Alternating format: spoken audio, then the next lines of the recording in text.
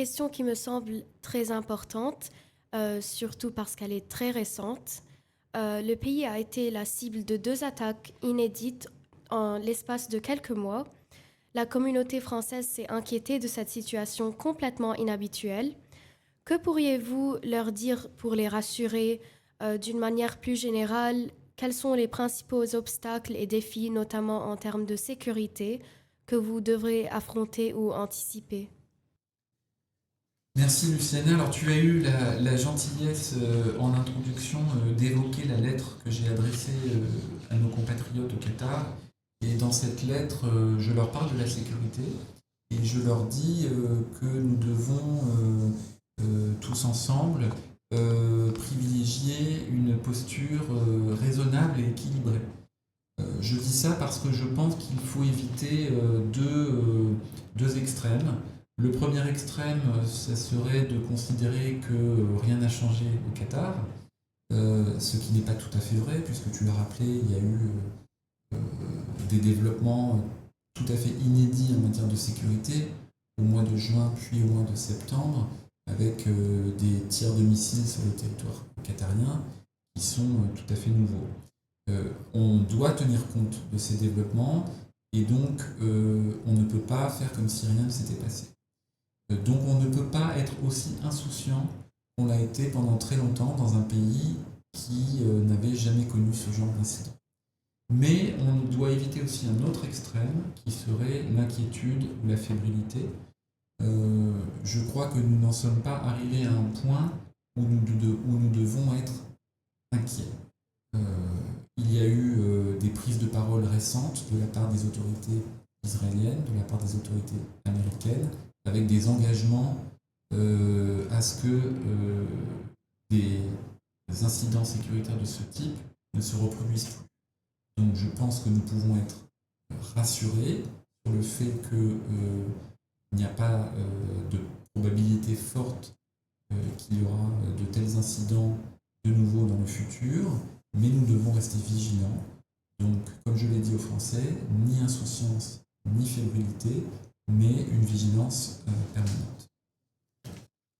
Pour conclure avec une question pour nos jeunes lycéens et nos jeunes collégiens, pour nos jeunes auditeurs et peut-être pour ceux qui souhaitent poursuivre leur parcours scolaire et universitaire dans la diplomatie, quels conseils pourriez-vous leur donner?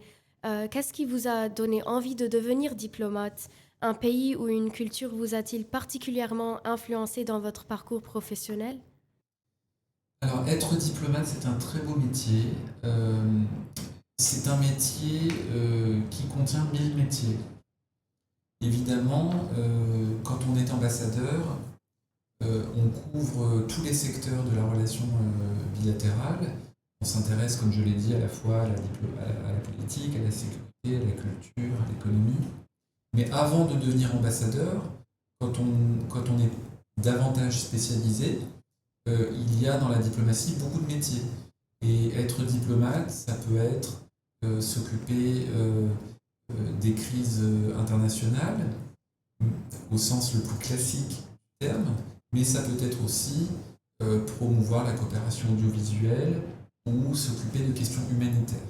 Donc je dirais que le principal attrait du métier de diplomate, c'est sa grande variété. Et si je devais en tirer quelques conclusions en termes de recommandations pour nos auditeurs qui pourraient être intéressés par ce genre de métier, je dirais qu'il faut développer une curiosité tous azimuts, c'est-à-dire que la meilleure manière de se préparer à devenir diplomate, c'est s'intéresser à tous les aspects des relations internationales, qui ne sont pas que les questions de guerre et de paix, mais qui sont aussi les autres questions que j'ai évoquées, l'économie, la culture, etc. Et il faut aussi en tirer les conséquences en termes de préparation académique, parce que devenir diplomate, ça veut dire être sélectionné au terme d'un processus exigeant. En France, c'est un concours de la haute fonction publique. Et ce concours, il reflète la diversité des métiers par la diversité des épreuves de sélection. Il y a des épreuves de droit, d'économie, de relations internationales, de langue. Donc la variété des épreuves demandent une préparation robuste en amont. Donc il faut se préparer à ce genre de sélection. Et pour répondre à ta dernière question sur les pays qui m'ont marqué, moi j'ai été affecté jusqu'à présent, avant le Qatar, dans 3 pays différents, à 2 reprises au Liban, une fois au Maroc et une fois aux États-Unis, parce que j'étais à New York. Et ces pays m'ont tous beaucoup marqué. Ce sont des expériences de vie. On y passe à chaque fois 3 ou 4 ans. Donc ça reste des souvenirs très marquants et ça laisse sur les diplomates une empreinte. Et donc j'ai un peu du Maroc en moi, un peu du Liban en moi et bientôt j'aurai un peu de Qatar. Merci beaucoup. Nous remercions chaleureusement Son Excellence Monsieur l'ambassadeur Arnaud Pêcheux pour cet échange enrichissant qui nous a permis de mieux connaître son parcours et sa vision. Et quant à nous, nous nous retrouverons dans une nouvelle émission très prochainement consacrée à la littérature. Merci. Merci Luciane. Merci beaucoup.